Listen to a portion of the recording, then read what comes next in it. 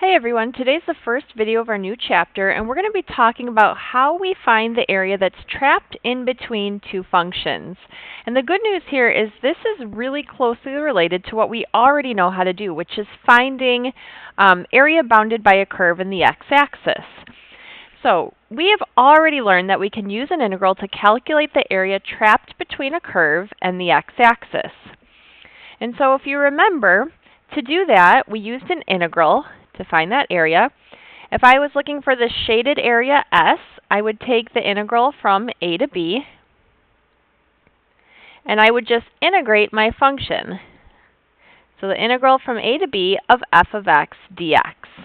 And if I were able to calculate the value of that integral, that would give me the area trapped between that curve and the x-axis. So the big idea for us now is how do we find the area that's trapped between a curve and another curve? So it's no longer the x-axis, but it's another curve. And so you guys looked at that today in Desmos, and so today we're going to just kind of try to summarize what you saw in Desmos and then go through a few examples. Now, in Desmos, this idea of integrating with respect to x and respect to y came up. So the question becomes, how do we know when we need to integrate with respect to x or with respect to y? And so I want to look at these two examples to really make that point clear. So I'm going to, for my first example, I'm going to make y equals f of x. I'm going to make that purple.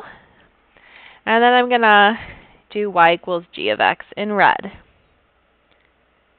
Now, I notice here that for this whole shaded area, if I were to look, that purple curve always defines the top boundary of that area, and the red curve always defines the bottom boundary of that area. When that's the case, when I have one curve that's always on top and one curve that's always on bottom, that's when we're going to integrate with respect to x. So I'm going to make a note here that one function defines the top boundary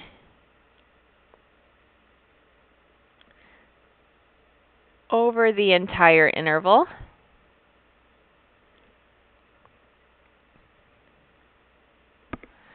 Okay, so one function defines the top boundary over the entire interval, and same with the bottom. One function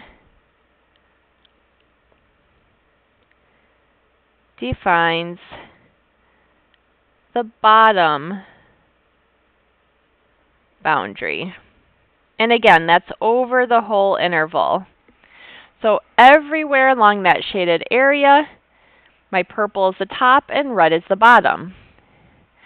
Right, so if I wanted to find just that shaded area, what we learned in our investigation is that we could take the integral from a to b of f of x dx, right? And sorry, I'm going to get kind of some things going on here, so hopefully it doesn't get too messy. If I did that integral, I would get this entire area that I'm shading in purple. Now, if I just wanted the shaded area, then I would subtract the integral from a to b of g of x dx. Right? That would take away this area in red. So all I would be left with then is the gray shaded area in between. Now what you'll notice is a lot when I do this work, instead of writing this as two separate integrals, I can use my properties of integrals to write this as a single integral. So this is the same as the integral from a to b of f of x minus g of x dx. So that's how we're going to do this, integrating with respect to x. Now let's look at our second example here. I'm going to make g of y purple, and I'll go ahead in red and make f of y purple. Whoop, kind of cut that off here. Now, if I try to go with respect to x, I notice as I move along here that my purple curve is the top and the red is the bottom. So far there's no problem. And I realize these colors aren't showing up as well probably on your screen. But the idea here is so far the purple was the top and the red was the bottom. But now when I come to this portion, my red is both the top and the bottom boundary. So my boundaries have changed on me. I don't have one single function that defines the top along that whole interval. However, and just for the sake of this, I'm going to do a quick sketch. So I have this here, and I have something that looks like this. Or I guess that should have crossed. Anyway, it's not perfect, but we get the idea. So now I have my purple and I have my red. Now, if I look going perpendicular to the y-axis, now I notice that my red here is always the top function and the purple is always the bottom. If I go with respect to y now, my boundaries aren't changing on me anymore, which makes this a good candidate for integrating with respect to y. So to this point here, we would integrate with respect to y. I'm going to say if our top or our bottom boundaries change.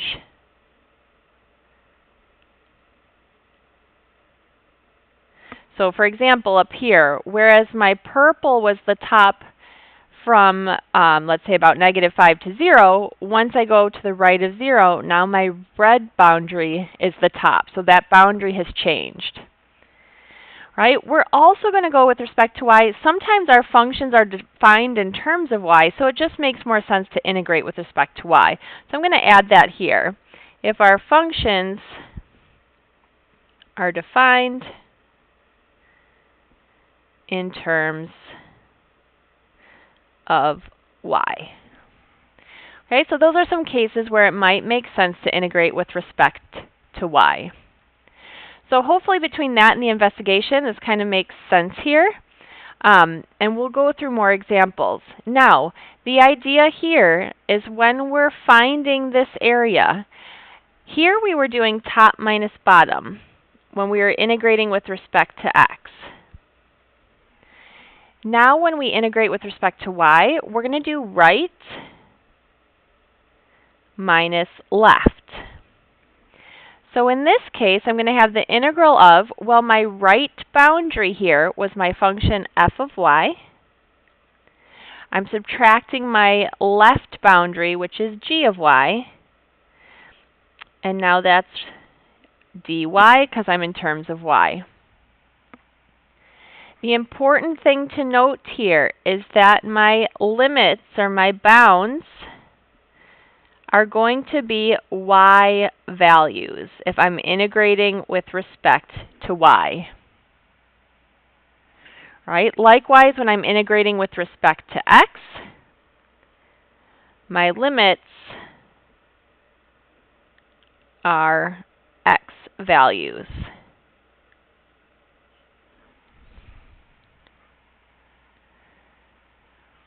All right, so hopefully that's straightforward. Again, we can talk if any of this has been maybe more confusing than I intend, but let's go through some examples, and I think that'll make this much more concrete. All right, so let's jump into an example here. So this is actually from an AP. This is an old AP exam question. These show up a lot in the free response section of the test. So it says, let R and S be regions in the first quadrant shown in the figure here to the right. Okay, it gives us the region R is bounded by the x-axis and the graphs of y equals 2 minus x cubed and y equals tangent of x. And then the region S here is bounded by the y-axis and the graphs of 2 minus x cubed and y equals tangent of x. So our first job is to find the area of region S. So just to make this a little easier, I'm going to kind of use some colors here so we can see what's going on. So my red is tangent of x. And then my purple here is going to be 2 minus x cubed. So I need to set up an integral to find the area of region S. So my first decision is to decide whether to integrate with respect to x or to y. So I typically check x first, especially since my functions are defined in terms of x. So if I look at region S and I kind of look top to bottom, this one actually works out nicely. My top boundary is always the purple curve, my bottom is always the red. So I know I can integrate with respect to x. So again, we said we're doing top minus the bottom. So I'm going to take the integral. I'm going to talk about the bounds in a minute, but for right now, I'm going to take my top function, which is the purple, 2 minus x cubed, and then I'm going to subtract my bottom function, which is tangent of x.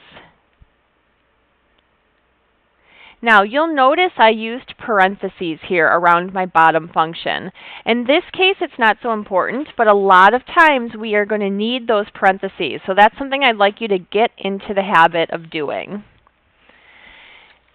Now, we have our integral set up, except we don't have these bounds, my limits of integration. So for this, we're going to use our calculator to help us get these limits. So the first thing we're going to go do is go into y equals, and I'm going to go ahead and graph these two functions. So I've got tangent of x, and I've got 2 minus x cubed. Okay, and so we're in the first quadrant here, so you can see. I'm actually going to go ahead and change my window here. So maybe I'll make it 0 to 10.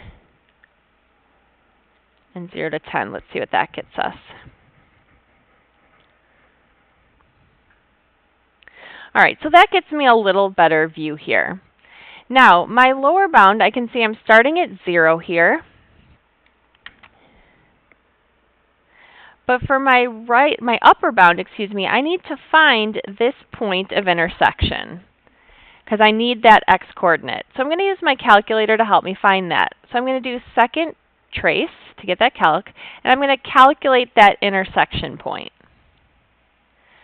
So now, this is a little hard to see again because of my window. Let me quit. I'm going to change that window so it's not everything's quite so crowded together. Let's see if this helps. Sorry about that. Sometimes it takes a little bit of playing around with. That should help me a bit. All right, so we're going to go back, calculate, intersect. All right, now I'm going to find, where am I on this first curve here? There's my cursor. So I'm going to go back here. So I'm close to that intersection point. I'm going to hit enter. I see my cursor there on the second curve. I'm going to hit enter and then enter a third time, and it's going to give me that intersection point. So I'm going to copy that to 3 decimals. So I've got 0.902, and the y value is 1.266, let's say. Now, I'm integrating with respect to x, so I need the x value of that intersection point. So from 0 to 0.902, and then there's my integral. And we're just going to use our calculator to calculate the value of that integral. So I'm going to quit out here. I'm going to go to Math 9 and just type in that integral. 2 minus x cubed. Again, parentheses aren't as important here, but I want us to be in the habit of using them. What did I just do? Sorry about that. 0.902. 2 minus x cubed minus tangent of x and then dx. So I get an area of about 1.161. Okay, and that's the area of region S. All right, so now we're going to go ahead and find the area of region R. So again, my first decision is whether to integrate with respect to x or y. Now, if I'm looking at R, as I go from left to right, I notice my top bound starts out as the red curve. But then at this intersection point, my top bound switches to the purple curve. And so we said when we see that, it may work better to integrate with respect to y. So now if I look with respect to y, my right curve is always the purple, my left curve is always the red. So here I'm going to integrate with respect to y.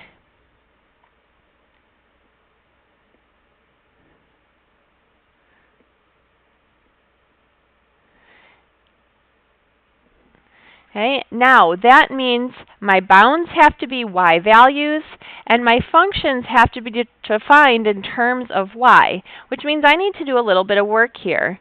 So if y equals tangent of x, I need to solve for x in terms of y.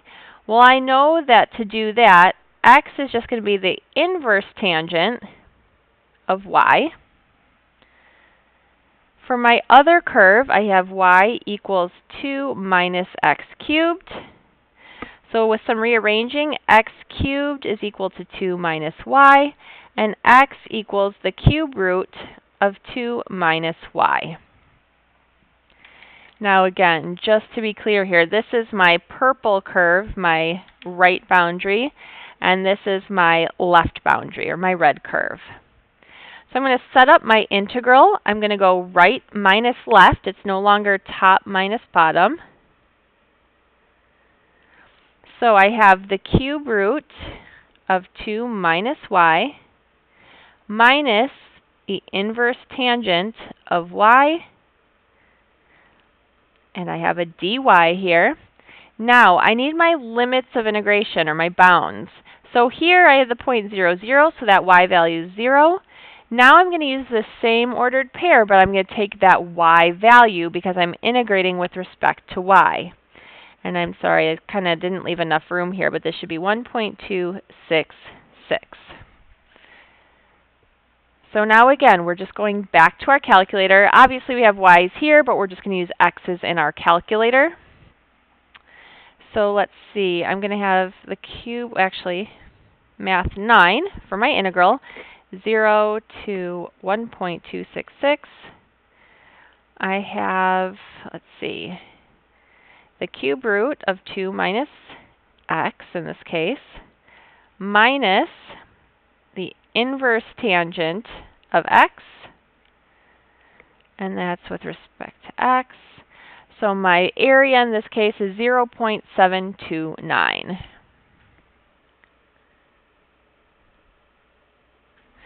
Okay, so I like that example. Kind of in one example, we've covered both integrating with respect to x and with respect to y.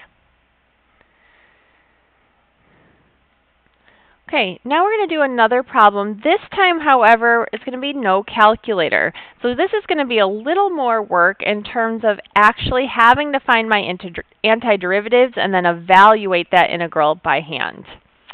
So we're finding the area of the region enclosed by the parabola, y equals 2 minus x squared. Well, I know that's my curve here. That's easy to identify.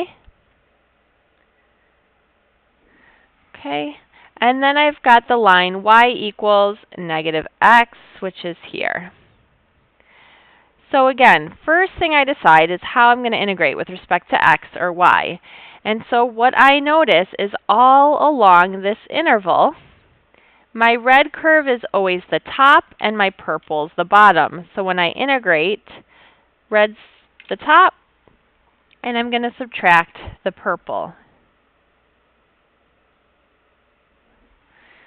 Okay, so I'm going to set that basic integral up first. So I have the integral.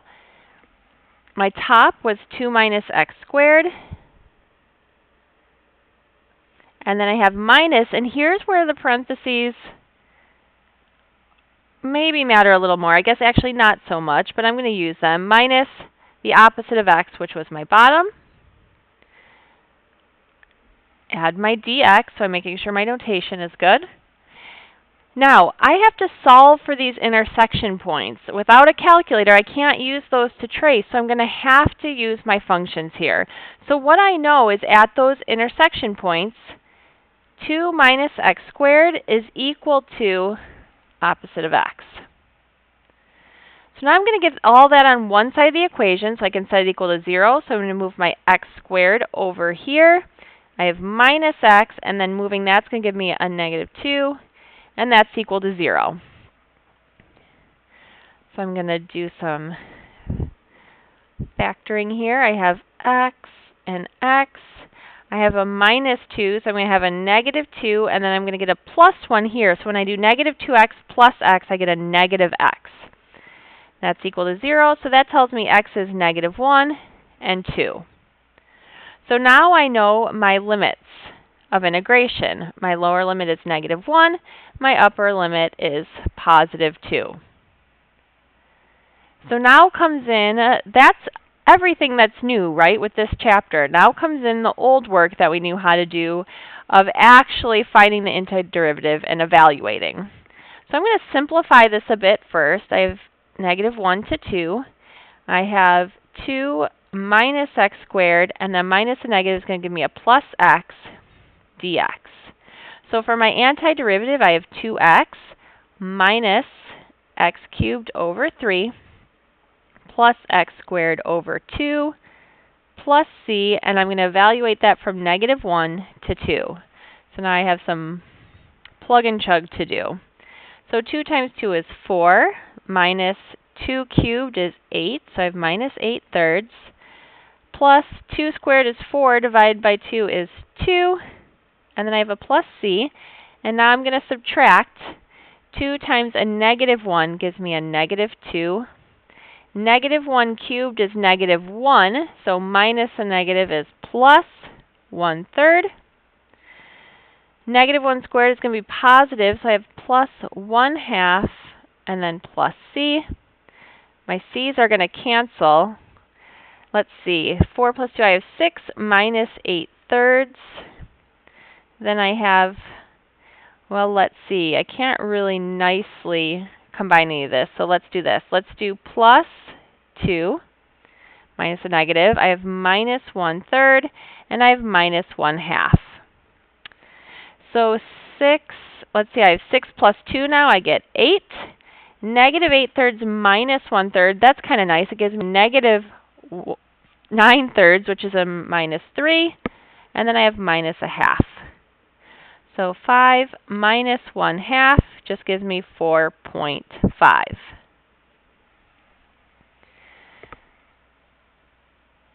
Now, this is a long problem, but what I want us to stay focused on is that really setting up this integral was the whole new piece. We already knew how to do the rest of that solving.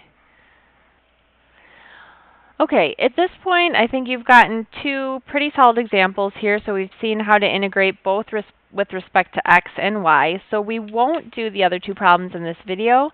I think tomorrow in class we'll focus on number 4 and really, again, hitting that question of how do we make the decision if we integrate with respect to x and y, and really showing that no matter which way you'll do it, though there are certain considerations to make, you'll get the same answer. So we'll leave it there for today, and we'll pick up back in class tomorrow. Have a good night.